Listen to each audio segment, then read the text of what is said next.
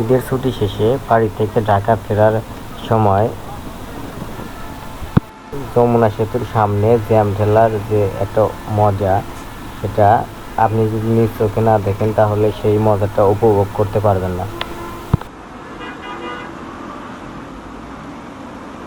এইখানে কে আগে যাবে কে পরে যাবে সেই প্রতিযোগিতায় সবাই ব্যস্ত। দেখতে পাচ্ছেন যে আমরা যে গাড়িটাতে উঠেছি সেই গাড়িটা কিভাবে যমুনা সেতুর টোল প্লাজায় আগে যাওয়ার চেষ্টা করতেছে। দেখতে পাচ্ছেন যে আমাদের যে গাড়িটা সেই গাড়িটা কিন্তু খুবই ধাক্কাধাক্কি করতেছে, এবং এই সময়কার যে মজাটা আমি ভিডিও করতেছি এবং মজাটা নিতেছি এবং আপনাদের সাথে শেয়ার করার জন্য আমি ফুটেজটা রেখেছি।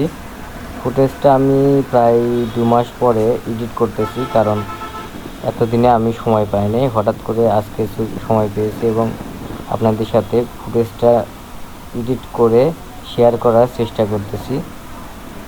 দেখতে পাচ্ছেন যে আমি এদিক সেদিক ক্যামেরা ঘুরাচ্ছি, কারণ এদিক সেদিকের মজাটা যদি আপনাদেরকে না দেখায় তাহলে আপনারা বুঝতে পারবেন না। গাড়িটা কিন্তু সামনের দিকে আগাইতেছে এবং দেখেন, আপনি যদি ডানের দিকে লক্ষ্য করেন তাহলে 1 2 3 4 5টা লাইন, এখানে প্রাইভেট কার লাইন আছে, আবার দেখেন বিভিন্ন ধরনের গাড়ির লাইন আছে। আপনারা দেখলে বুঝতে পারবেন। আমি বরাবরই আপনাদেরকে সিচুয়েশনটা দেখানোর চেষ্টা করতেছি। এখানে সিচুয়েশনটা দেখলে বুঝতে পারবেন যে আসলে জ্যাম কাকে বলে। আর বিশেষ করে জ্যাম লেগে থাকে আমাদের উত্তরবঙ্গের যমুনা সেতু টোল প্লাজায়। আমরা দেখতে দেখতে কিন্তু টোল প্লাজায় চলে এসেছি এবং আমাদের টোল দেওয়া কমপ্লিট। এখন আমাদের আর একটা প্রতিযোগিতা হবে, সেটা হচ্ছে সামনে গিয়ে। দেখতে পাচ্ছেন আমাদের গাড়িটা সামনে এগোচ্ছে এবং আশেপাশে কিছু গাড়ি জ্যাম ঢেলে হয়রান হয়ে তারা একটু রেস্টে নিচ্ছে এবং অনেক গাড়ি জ্যামের মধ্যে ধাক্কাধাক্কি করার ফলে গাড়িতে বিভিন্ন ধরনের প্রবলেম হয়েছে, ব্রেক মিসিং সহ বিভিন্ন ধরনের প্রবলেম হয়েছে। তারা গাড়ি রাস্তার যমুনাতে ওঠার আগেই তারা গাড়িটা ঠিক করে নিচ্ছে যাতে আর কোনো ঝামেলা না হয়। আর বিশেষ করে যমুনা সেতুতে জ্যাম থাকে, যমুনার পরে আর জ্যাম পাওয়া যায় না। আর যমুনার উপরে কিছু পাওয়া যায়, সেটা হচ্ছে যে গাড়ি স্লো যাওয়ার কারণে। আর গাড়িগুলো স্লো যাওয়ার কারণ হচ্ছে একটাই, সেটা হচ্ছে যমুনা সেতুর উপরে 80 কিলোমিটারের উপরে কেউ স্পিড তুলতে পারবে না। যাই হোক, আমরা এখন যমুনা সেতুর উপরে উঠে পড়েছি এবং দেখতে পাচ্ছেন যে যমুনার ভিতরে পানি এখন অনেক শুকনো, কারণ এই সময়টা সামনে চৈত মাস এবং বৈশাখ মাস। তো চৈত মাসের কারণে পানি শুকিয়ে যায় সব জায়গায়। এবং আপনাদেরকে যদি জানলার ভিতরে দেখায়, দেখতে পাচ্ছেন ওই পাশের লাইনটা যেটা কমপ্লিট রেল লাইন হয়ে গেছে।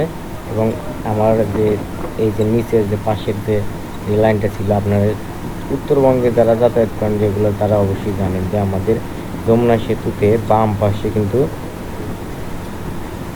ঢাকায় আসার সময় বাম পাশ দিয়ে এক সাইডে যমুনার পাশে রেল লাইন, কিন্তু এখানে রিস্ক হওয়ার কারণে যেন সেতুটা যাতে ভেঙে না পড়ে, যার কারণে রেল লাইনটা ওই পাশে দেওয়া হয়েছে। দেখতে পাচ্ছেন যে মাঝখানের অবস্থা, মাঝখানে কিন্তু শুকিয়ে ভাটা পড়ে গেছে এবং এখানে চর পড়ে গেছে যাকে বলা হয়। এখানে কিন্তু বাদাম সহ আরও অনেক কিছু আবাদ করা হয়েছে। তো দেখতে পাচ্ছেন সবুজ শ্যামলে ঘেরা, এবং এর ভিতর দিয়ে মানুষ চলাচল করতেছে। তারা বিভিন্ন ধরনের, এখান থেকে যখন শুকিয়ে যায় তখন এর ভিতর চলাফেরা করলে সামুদ্রিক অনেক কিছু পাওয়া যায়, যার কারণে এর ভিতর দিয়ে মানুষ চলাফেরা করে। আবার অনেকে পর্যটন কেন্দ্র হিসেবে যেগুলো জায়গা এখানে চর পড়ে গেছে সেগুলো জায়গাতে পর্যটন এলাকা হিসেবে ব্যবহার করতেছে এবং অনেকে ঘোরার জন্য এখানে যায়। বিশেষ করে এই পারে টাঙ্গাইলের পার, আমার গাড়ি যে যাচ্ছে সামনের দিকে টাঙ্গাইলের পার এবং পিছনের দিকে সিরাজগঞ্জের পার। তো দুই পার থেকেই যদি আপনারা এই চরের মাঝখানে যান তাহলে আপনাদেরকে বোটে করে যেতে হবে এবং সেখানে গিয়ে অনেকেই বনভোজন সহ বিভিন্ন ধরনের আয়োজন করে থাকে।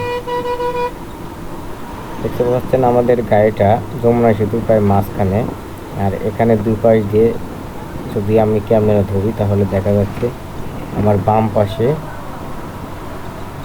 রেল লাইন, সামনের দিকে গাড়ি এগোচ্ছে সর্বোচ্চ হলে 50 থেকে 60 কিলোমিটারে, এর বেশি গাড়ি আগাইতে পারবে না, কারণ যমুনা সেতুতে সর্বোচ্চ 80 কিলোমিটার এর উপরে কেউ স্পিড তুলতে পারবে না, 50 থেকে 70-এর মধ্যে থাকতে হবে। আর দেখতে পাচ্ছেন আমার ডান পাশে শুধু চর আর চর। এখানে সবুজ যে অংশটুকু দেখতে পাচ্ছেন, এখানে যখন যতটুকু চর পাওয়া যায় তাতে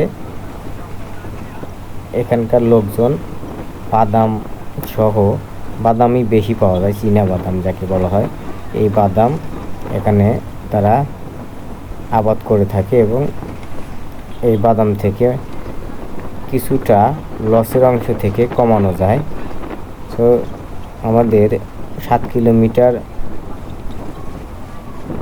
যমুনা সেতু পার হতে হয় এবং দেখতে দেখতে আমাদের 7 কিলোমিটার প্রায় শেষের দিকে। আমরা যমুনার এই পার, টাঙ্গাইলের এই পার প্রায় চলে এসেছি এবং ঈদের যাত্রা যার কারণে সামনে পিছনে গাড়ি একটু বেশি দেখা যাবে এবং আমাদের গাড়িটা স্লো হতে পারে এবং স্লো হয়ে যাচ্ছে, দেখতে পাচ্ছেন। এখন আমরা আছি একটা বাসের মধ্যে, লোকাল বাস যাকে বলা হয়, কিন্তু ঢাকা শহরে যাবে এবং বাস বড়। দেখে আমরা কিন্তু দেখতে পাচ্ছেন যে ভিতরের চরগুলো শেষের দিকে এবং এখানে যমুনা ফিউচার পার্কের একটা অংশ আছে, সেটা আপনারা দেখতে পাবেন আমার হাতের বামে, এবং ডানের দিকে যদি তাকাই তাহলে আমরা দেখতে পাবো শুধু চর আর চর। যমুনার এখন ব্যাখ্যা দেওয়া খুব কঠিন, কারণ যমুনার যদি ব্যাখ্যা দিতে যায় তাহলে নদীতে পানি লাগবে এবং এখন এই পরিমাণ পানি পাওয়া যাবে না যমুনার ব্যাখ্যা দেওয়ার মতো। দেখতে দেখতে আমরা কিন্তু চলে আসছি টাঙ্গাইলের এই পার এবং এখানে জঙ্গলের মতো দেখেন, মনে হইতেছে যে এটা টাঙ্গাইলের পার নয়, এটা কোনো জঙ্গলের মাঝখানে আমরা যাচ্ছি, আসলে তাই নয়। যমুনার পার কিন্তু বিভিন্নভাবে সবুজ শ্যামলে ঘেরা এবং গাছগাছালিতে ঘেরা। আর এই যে ওই পারে যেরকম পশ্চিম পারে আপনারা যদি দেখেন তাহলে দেখতে পাবেন যে ইকো পার্ক করা হয়েছে এই গাছগাছালির জন্য এবং সেখানে বিভিন্ন ধরনের বন্যপ্রাণী রাখা হয়েছে, কারণ জঙ্গলের কারণে। আর এদিক দিয়ে দেখতে পাচ্ছেন যে অনেক রকমের গাছগাছালি আছে এবং এগুলো জঙ্গলের মতো হয়ে আছে, কিন্তু এগুলোতে কোনো সমস্যা নাই। এগুলো কারণে আমরা যমুনার ব্রিজের উপর দিয়ে আসতেও আমরা কিছু অক্সিজেন পাই, যার কারণে এই গাছগুলো সরকার থেকে কাটা হয় না এবং বরঞ্চ আরও গাছ আরও বেশি লাগানো আছে। দেখতে পাচ্ছেন যে এই যে গাছগুলো অনেক পুরনো গাছ আছে, কিন্তু আপনারা যদি দেখেন একটু অন্যভাবে তাকালে বুঝবেন যে এটা একটা জঙ্গলের মতো এবং এখানে একা গেলে ভয় পাবেন, দিনে যান আর রাতে যান। আর ওই জঙ্গলের মধ্যে শুধুমাত্র রেলগাড়ি চলাচল করে বা ট্রেন গাড়ি, যেটা আমরা চিনি, ট্রেন গাড়ি চলাচল করে। ওটা রাস্তায় জঙ্গলের ভিতর দিয়ে করা হয়েছে, কারণ ট্রেন গাড়ি চলাচলে এতটা ক্লিয়ার রাস্তা লাগে না। আমরা দেখতে দেখতে কিন্তু টোল প্লাজা পার হয়ে গেছি, যমুনা টোল প্লাজা। দেখতে পাচ্ছেন আমার ডান পাশে কিন্তু জ্যাম, আর এই জ্যামটার কারণ হচ্ছে ডান পাশের গাড়িগুলো সব আটকে দেওয়া হয়েছে, শুধুমাত্র আগে যাত্রী বোঝাই গাড়িগুলো যমুনার উপর দিয়ে পার করে দেওয়া হচ্ছে, দুই রাস্তা দিয়ে 2 লেন দিয়ে পার করা হচ্ছে, যার কারণে 1 লেনে আটকে দেওয়া হয়েছে কিছুক্ষণের জন্য। এবং ওই দিককার জ্যাম কমলে, যাত্রীবাহী বাসগুলোর জ্যাম কমলে এই গাড়িগুলো ছেড়ে দেওয়া হবে, তারপরে এই গাড়িগুলো পার হবে। তো এই হলো ঈদের মধ্যেকার একটা মানচিত্র, যেটা আপনারা দেখতে পাবেন যারা উত্তরবঙ্গবাসী, উত্তরবঙ্গে যাতায়াত করার সময়। তো ধন্যবাদ সবাইকে ভিডিওটি মনোযোগ সহকারে দেখার জন্য। এরকম আরও ভালো ভিডিও পেতে চ্যানেল ইউটিউব হলে চ্যানেলটি সাবস্ক্রাইব করুন এবং ফেসবুক হলে ফলো দিয়ে রাখবেন, তাহলে আমি আরও ব্লগ ভিডিও দেওয়ার চেষ্টা করব।